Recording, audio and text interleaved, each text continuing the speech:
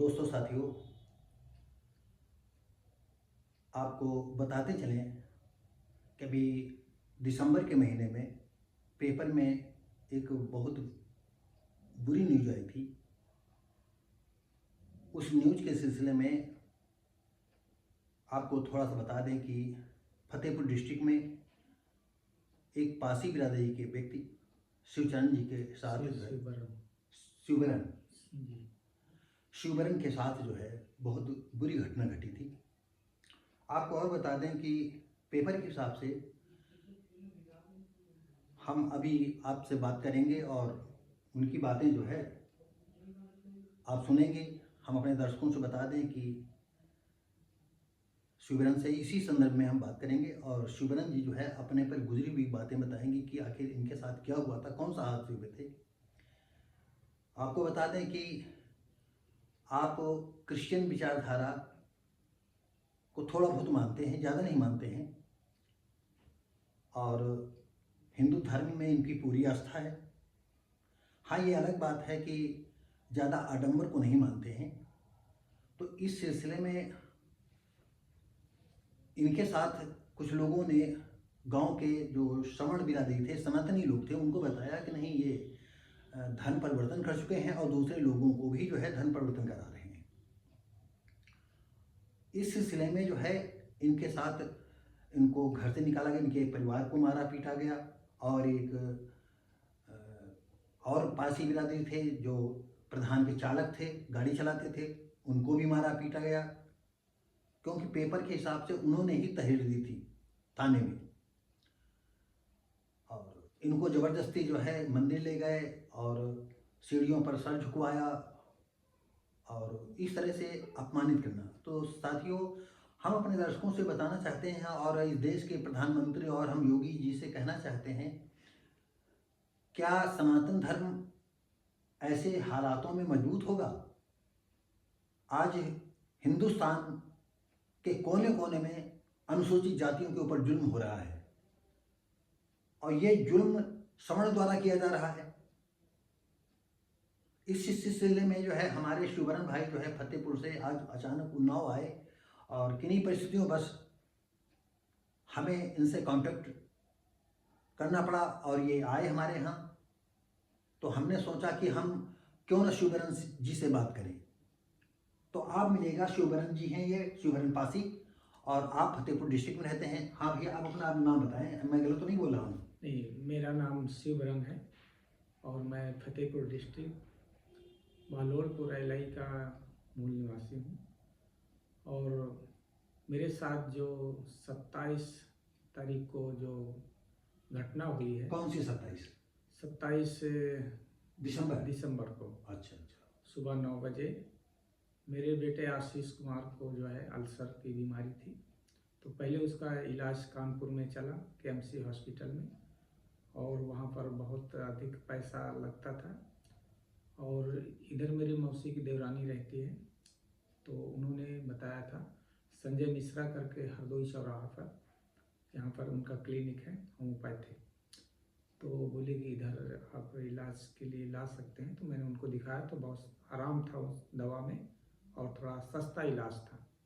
तो मैं दवा लेकर के यहाँ से मैं गया कानपुर से इंटरसिटी पकड़ के खागा में उतरा और उतरते ही मैं घर पहुँचा। और मुझे कुछ मालूम नहीं था कि ये लोग मेरे विरुद्ध में क्या प्लानिंग किया है। तो पहले से अपना 30, 40, 50 लोग इकट्ठा थे और मैं घर जा कर के अपना बैग रखा। मतलब 30-40 आदमी थे? हाँ, मतलब पूरे गांव के थे कि गांव के दूसरे? कुछ गांव के थे, कुछ अलग अलग गांव के थे, दूसरे गांव के। अच्छा। जो रोहित दीक्षित ने जो है इनको पहले से प्लानिंग करके जो है इनको बुलाए हुए थे। अच्छा, प्लानिंग शुदा हुआ है? हाँ, प्लानिंग से। और मैं घर पे गया जो है और अपना बैग रखा, इधर से पीछे से आ गए और मैंने इनको सारी बात बताई। तो ये गाली गलौज देने लगे और मैंने इनको, किसने गाली गलौज किया? रोहित दीक्षित और बजरंग दल के लोग थे भी थे। अच्छा। हाँ, तो इनको मैंने दवा भी दिखाया, रेलवे का आने जाने का मेरे पास टिकट था, मैंने उसको, तो इन्होंने मेरी एक भी बात नहीं सुना और मुझे मारा और मार करके मेरे बच्चे को भी मारा, आशीष को, मेरी पत्नी को भी मारा। नहीं, मारने का कारण क्या था?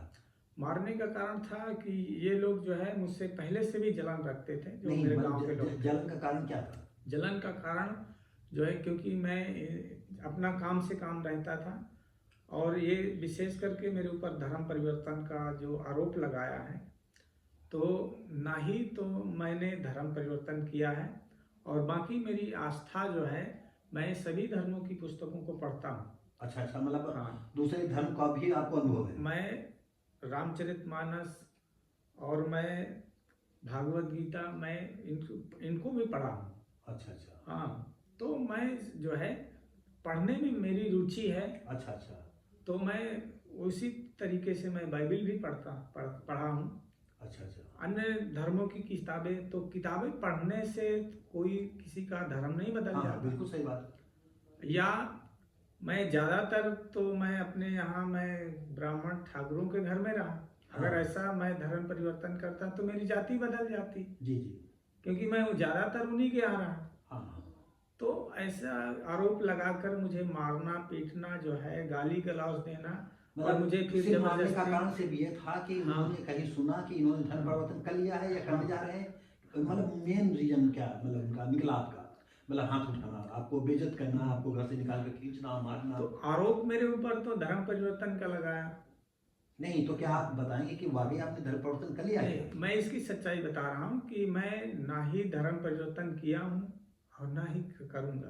अच्छा। क्योंकि मैं हिंदू धर्म में पैदा हुआ और मैं भारत देश का निवासी हूँ और इस रीति से मुझे किताबें पढ़ने में बहुत रुचि है। अरे ये तो बहुत अच्छी बात है। तो किताबें पढ़ने से तो नॉलेज बढ़ता है। हाँ हाँ। और इस तरीके से मैं ज़्यादातर आडंबर अंधविश्वास को नहीं मानता जी। जो सच्चाई है मैं उसको मानता हूँ, और ना ही मैं किसी की अवहेलना करता हूँ किसी धर्म की। हाँ हाँ। मुझसे क्या लेना देना है। बाकी मेरे मन से जो अंधविश्वास की बातें हैं, ये सारी चीज़ें मैं नहीं मानता। अच्छा अच्छा। तो इस कारण से ये लोग जो है मेरे ऊपर जो ऐसा आरोप लगाकर मुझे जो बेइज्जत किया, मारा पीटा और मंदिर में ले जाकर मेरा। अच्छा, उसमें पेपर में तो तस्वीर आपके कि बाल भी घुटे थे आपके? हाँ, मेरे सर को मुड़वाया जो है, फिर मारते हुए पूरे गांव घुमाया। अच्छा, पूरे गांव में मारते हुए घुमाया। और अच्छा, आपका बेटा कितने साल का है? मेरा बेटा 13-14 साल का है। अच्छा अच्छा। हाँ, तो उसको भी मारा। अच्छा, और आपके घर के सदस्यों किसको किसको मारा? मेरी पत्नी को मारा। आपकी पत्नी को भी मारा? हाँ, मेरी पत्नी को भी मारा। तो इस तरीके से जो इन्होंने कार्य किया है, तो इस तरीके से तो जो है बहुत ही ये तो निंदनीय घटना है। और इस तरीके से जो जबरदस्ती अगर हम किसी को भी अपने धर्म में नहीं ला सकते हैं, या हम सनातन का डंका जो पूरे देश में बजाते हैं, ये नहीं हो पाएगा। क्योंकि कुछ अच्छाइयाँ कीजिए ना, आप कुछ अच्छाइयाँ कीजिए, अपने आप लोग आएंगे। बहुत अच्छी बात है। क्यों हम अपने धर्म को त्यागेंगे या अपने देश को त्यागेंगे? हाँ, थोड़ा सा दोस्तों साथियों आपको बता दें, आप वर्ड्स ऑफ भारती चैनल देख रहे हैं। मैं श्री भारती पासी हूँ और आपको बता दें, मैंने कम से कम सैकड़ों वीडियो में सैकड़ों एपिसोड में ये बता चुका हूँ, और हम भी चाहते हैं कि दुनिया में सनातन धर्म का डंका बजे। लेकिन ऐसी सिचुएशन में जैसे शिवरण के साथ हुआ, ऐसी तमाम जगह ऐसी घटनाएं हो रही हैं। इन घटनाओं के देखते हुए क्या वाकई सनातनी कोई इस बात को समझ नहीं रहा है? क्या तुम दलितों पर जुल्म करके ही जो है सनातन को जिंदा रख पाओगे?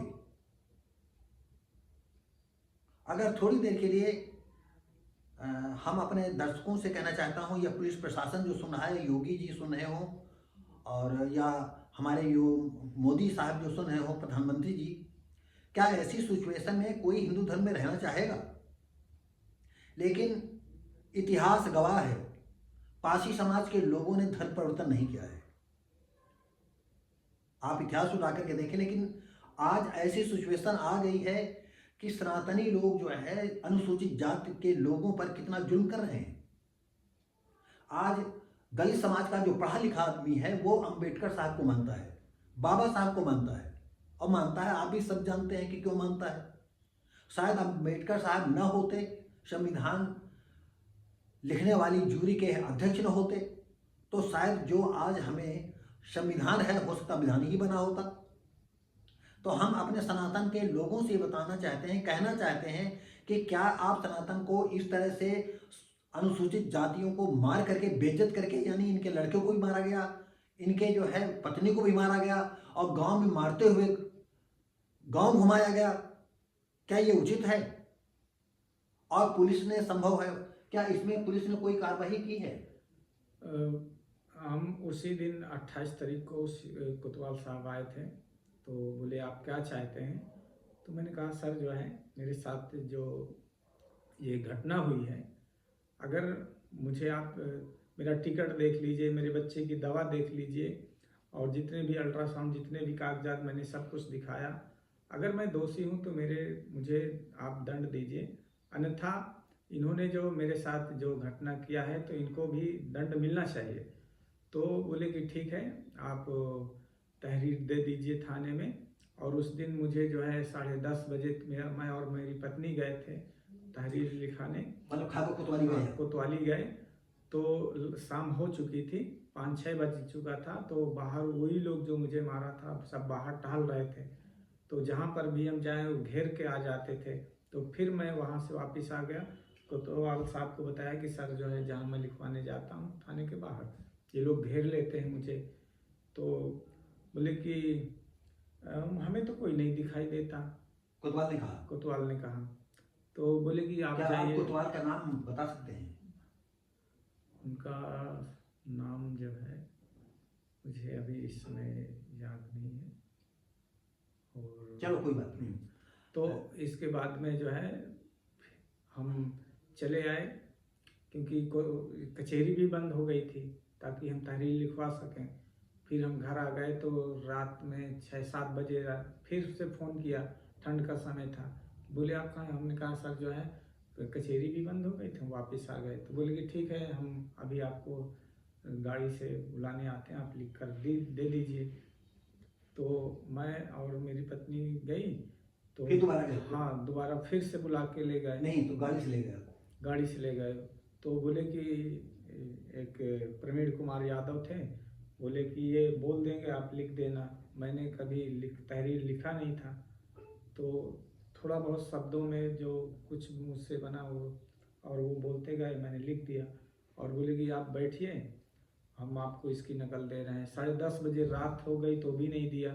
फिर हम 10:30 बजे वहाँ से खागा से 5 किलोमीटर पैदल आए, कोई साधन भी नहीं मिला। अच्छा, अपने गांव के लिए? हाँ, ठंड का समय था।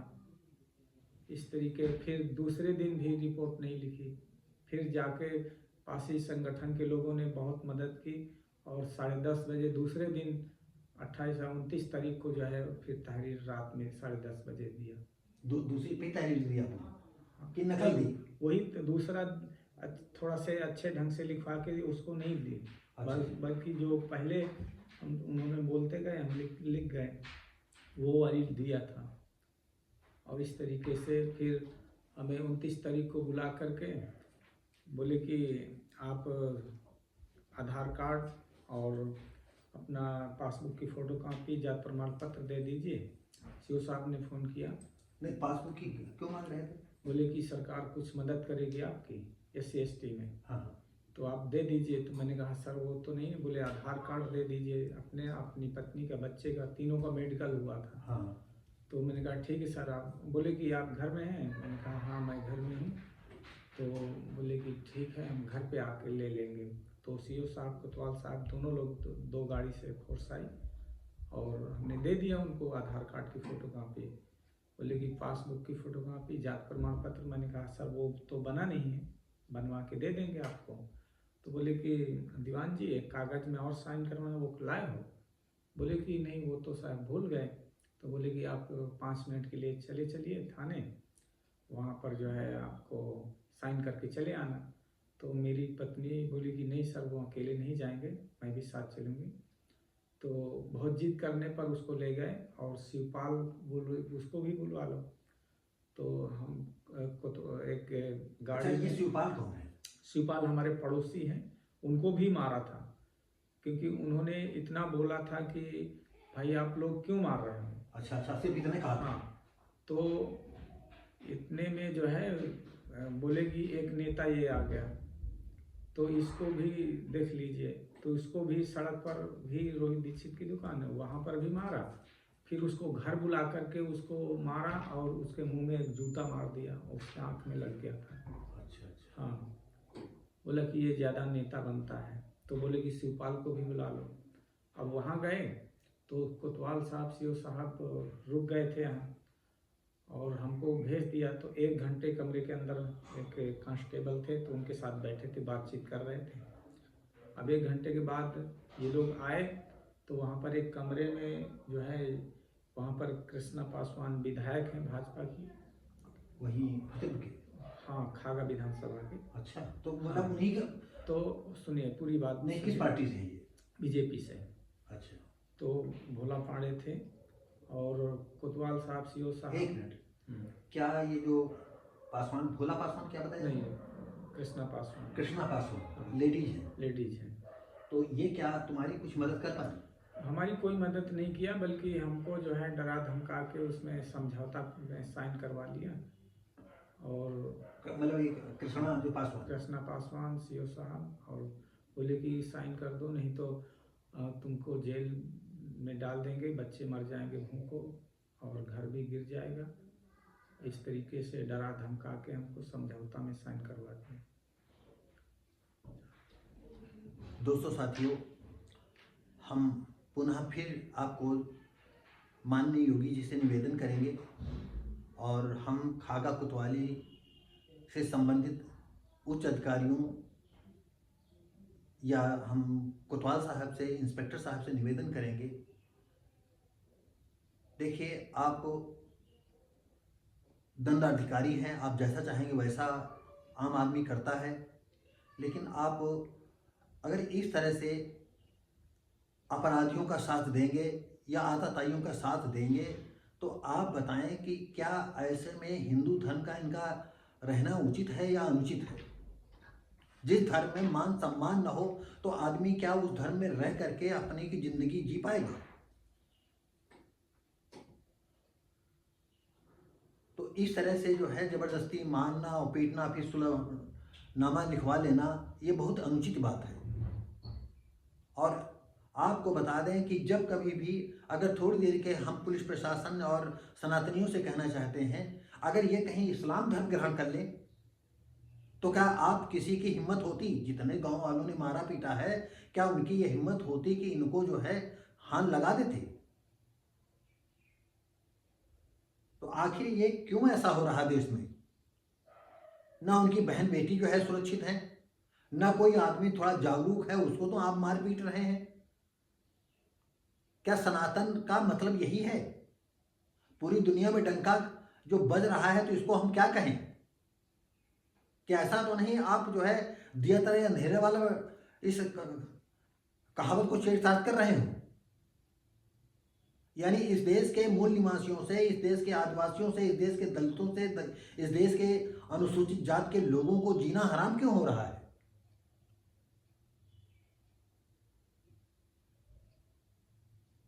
और क्या बताएं, अब तो आपकी एप्लीकेशन पर सब फाइनल लग गया होगा और बहुत अफसोस की बात है। तो दोस्तों, साथियों, ये हमारे उत्तर प्रदेश की असली तस्वीर आज हम आपको दिखा रहे हैं कि किस तरह से जो है शिवबरण के साथ होता है और ऐसी हर जगह परिस्थितियां पैदा हो रही हैं। तो क्या ये अनुसूचित जात के लोग कैसे जिंदा रहेंगे? या इनके सामने यही है कि ये इस्लाम धर्म ग्रहण करें या धर्म परिवर्तन करने कहाँ जाएंगे? यदि ये धर्म परिवर्तन कर चुके होते या धर्म परिवर्तन के सिलसिले में सोच रहे होते, तो एक बार मैं इस बात को मानता हूं कि जो है किसी अनुसूचित जाति को धर्म परिवर्तन नहीं करना चाहिए। इस वीडियो के माध्यम से मैं बताना चाहता हूं सभी लोगों को, चाहे सनातनी हो, चाहे हमारे अनुसूचित जाति के लोग हों, चाहे पासी बिरादरी के लोग हों या और किसी बिरादरी के लोग, धर्म परिवर्तन करना उचित नहीं है। हाँ, ये सच है कि आप जो आडंबर कर रहे हैं उन आडंबरों से आपको हर वक्त सचेत रहने की जरूरत है। अगर आप आडंबर में बने रहेंगे तो इससे फायदा किसी को नहीं होगा। फायदा तो सिर्फ हमारे देश के सिर्फ ब्राह्मणों का ही होगा। आखिर क्यों जो है हमारे समाज के लोग जो है धर्म परिवर्तन कर रहे हैं? सनातनी लोगों का कोई भी जो है जिम्मेदार व्यक्ति अगर हमारी बात को सुन रहा हो, हमारे साक्षात्कार को सुन रहा हो, तो इस बात को अनुनय विनय करे से मैं कहना चाहता हूं, अनुनय विनय करता हूं कि क्या ऐसे सनातन धर्म मजबूत होगा? जबरदस्ती तुम करोगे? तो दोस्तों साथियों, हम इस और कुछ कहना चाहेंगे इसके साथ ही? बस मैं इतनी ही बात रखता हूँ कि इस तरीके से जो है अगर किसी को मार के अपमानित करके या बेइज्जत करके आप का नुकसान ही है, इससे आप कुछ भी हासिल नहीं कर सकते प्रेम से। दूसरी बात कि अगर आप किसी की मदद कर सकते हैं तो ये अच्छा रहेगा कि किसी के साथ दुर्व्यवहार ना करें या किसी को इस तरीके से बेइज्जत करना, ये गलत बात है। दोस्तों साथियों, मुझे एक बात याद आ गई। हम सनातनी अपने भाइयों से कहना चाहते हैं कि जो भी हमारा सनातनी व्यक्ति इस हमारे वीडियो को देख रहा है, उनसे मेरा नम्र निवेदन है, अनुरोध है, सानुरोध है। अगर इसी जगह पर जो 25, 30, 40 आदमी गए थे, इनसे प्यार से बात करते और पूछते क्या तुम धर्म परिवर्तन कर चुके हो या करने जा रहे हो, क्या कमी है, किस लिए ऐसा कर रहे हो, आप बताइए, हम लोगों से आपको क्या दिक्कत है, क्यों ऐसा कर रहे हो, तो ये ज्यादा बात उचित होती। और पुलिस अधिकारियों से कहना चाहते हैं कि इस तरह से इन श्रवण लोगों का साथ दे करके आप अच्छा कर रहे हैं। हम नहीं जानते हैं कि आप किस नियत से जो है उन सवर्णों की मदद की है। उनके हौसले बुलंद होंगे और ऐसे लोग क्या जीने के लिए क्या करेंगे, गांव छोड़ दें, क्या करें? तो दोस्तों साथियों, हम अगर ये आपको हमारा जो है ये साक्षात्कार पसंद आता हो तो मैं चाहूँगा कि ये हमारा वीडियो योगी आदित्यनाथ जी के पास तक पहुँचे, हमारी भावनाएं उनके पास जाने। मैं जानता हूँ कोई वीडियो आदित्यनाथ जी नहीं देखते हैं, या हमारा ये वीडियो जो है प्रधानमंत्री तक पहुँचे। और कम से कम हम उनसे ये अनुरोध करना चाहते हैं कि कम से कम आप मंचों से कहें तो कि उनके ऊपर जुल्म होगा तो ऐसा होगा। ना योगी जी किसी मंच से ऐसा कह रहे हैं, ना मोदी जी किसी मंच से ऐसा कह रहे हैं, ना देश की सरकारें इस तरह के कोई कदम उठा रही हैं। तो इसका मतलब ये लोग क्या मर जाएं, कहाँ जाएं? बहुत ही कट जिंदगी का अनुभव है। ज़्यादा वीडियो लंबा हो जाएगा तो इस वजह से हम ज़्यादा इसको बढ़ाना नहीं चाहते हैं। बस हमारा एक निवेदन ही है कि हम सभी लोग, जितने दलित समाज के लोग हैं, ज़्यादातर सब सनातनी हैं। अलग बात है कि जो लोग थोड़ा जान गए हैं वो अंधविश्वास, मैं भी अंधविश्वास को नहीं मानता हूँ।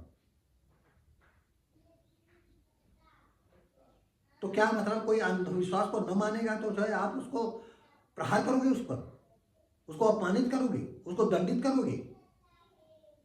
मेरे ख्याल से तो ऐसा करना सनातन के लिए अच्छा नहीं है। और कहीं ऐसा न हो कि जो है जिस तरह से मुहिम देश में चल रही है कि नहीं धर्म परिवर्तन करो। हमने अपनी पिछली वीडियो में बताया था कि सन 80-81 में मैं धर्म परिवर्तन करना चाहता था और वो भी मैं मुसलमान बनना चाहता था। हम कम से कम सैकड़ों अपनी वीडियो ये बता चुके हैं, लेकिन तब तक हमने देख लिया कि इस्लाम हमारे देश के लिए कितना खतरनाक है और हमने इस्लाम धर्म स्वीकार नहीं किया। और आज हम अंधविश्वास से दूर हैं, हम किसी धर्म को नहीं मानते हैं। मतलब आपको हम फिर बता दें, मैं किसी धर्म को नहीं मानता हूं। हम इस मिट्टी से जुड़े हुए हैं, ये हमारा देश है। तो हम इस देश से हम गद्दारी क्यों करेंगे? ये क्यों गद्दारी करेंगे? दोस्तों साथियों, इसी के साथ ही अगर हमारा ये एपिसोड आप लोगों को अच्छा लगता हो तो लाइक शेयर करें, कमेंट करें, सब्सक्राइब करें और आपके जो भी खास आदमी हों उनको भेजें। और अगर हो सके तो मेरी बातों को तौलें, समझें, नापें, जोखें। हमने गलत कहा है। और ब्राह्मण, ठाकुर और सवर्णों से कहना चाहते हैं कि अगर इस तरह से अत्याचार करोगे तो ये तो है कि कहीं न कहीं जो है गुबार फूटेगा। आपके निरंतर अत्याचारों से कहीं इनमें सुगबुगाहट आएगी, कभी ये इकट्ठा होंगे और जब इकट्ठा होंगे तो आपस में झगड़े फसाद होंगे। भले प्रशासन, शासन, न्याय प्रणाली में, कार्यपालिका में, विधायिका में सब आप लोग हैं, जैसा चाहो वैसा निर्णय लो, लेकिन देश के लिए तो अच्छी बात नहीं है। फिर हम ये कहना चाहते हैं कि आप इतिहास उठा करके देख लीजिए, ज्यादा सवर्णों ने ही धर्म परिवर्तन किए हैं। आज भी पाकिस्तान में देख लीजिएगा कि पारसी समाज के लोग आज भी धर्म परिवर्तन नहीं किए और गरीबी रेखा से जी रहे हैं। कितने दलित वर्ग के लोग हैं, चमार हैं, कोरी हैं, कितने लोग हैं वहां पाकिस्तान में, उन्होंने धर्म परिवर्तन नहीं किया है और कितना उन पर दबाव डाला गया है। तो क्यों इतना मजबूर करते हो कि आदमी को मजबूर हो जाना पड़े? जो नहीं चाहते हम धर्म परिवर्तन, उनको भी मजबूर होकर के जो है दूसरे धर्म में जाना पड़े, तो ये अत्याचार उचित नहीं है। और पुलिस वालों से कहना चाहेंगे, पुलिस प्रशासन से कहना चाहते हैं कि कम से कम कुछ तो न्याय की लाज रखो।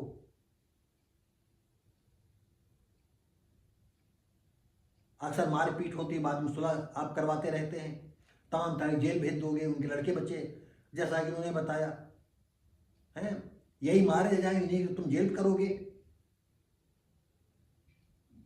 तो दोस्तों साथियों, ये वीडियो हम यहीं पर समाप्त करते हैं। हम उम्मीद करते हैं कि हमारे ये 2 शब्दों का जो साक्षात्कार है शायद हमारे हिंदू धर्म के लोगों को, सनातन धर्म के लोगों की आंखें खोल सके, तो हम अपने को ये हमारा साक्षात्कार सार्थक लगेगा। और हम मिलेंगे आपको अगली वीडियो में, तब तक के लिए नमस्कार, जय हिंद।